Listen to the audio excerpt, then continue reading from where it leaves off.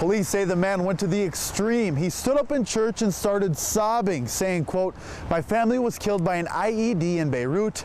That's when the Minnesota Nice kicked in and churchgoers gave him money. We gave him $10 and, we were like, oh, poor guy, we didn't think too much of it. George and Aaron Montier are like most people. They had some extra cash during church Tuesday and gave it to a man who claimed he was in need. So he came up during the homily and said that his parents had died on December 30th and his grandmother, they were blown up in a bus. When you hear a story like that, many people's first reaction would be to help. It wasn't until after they gave him. The Montiers got an email from another local church saying a man was going around Rochester allegedly lying for donations.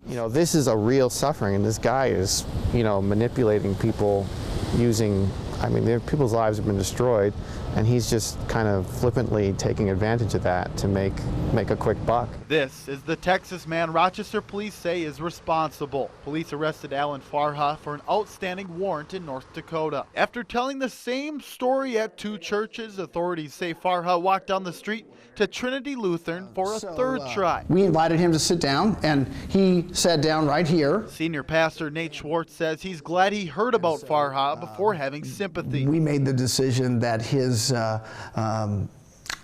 deception and his preying on vulnerable people was going to end tonight. Schwartz says the church contacted Rochester police. He says it was a team effort with churches being proactive and diligent police work. He shook my hand, took 2 steps, and 2 Rochester police officers put their arms around him. Police say more than $1,000 was donated between 2 churches, and if you have gave Farha money, you were asked to call police.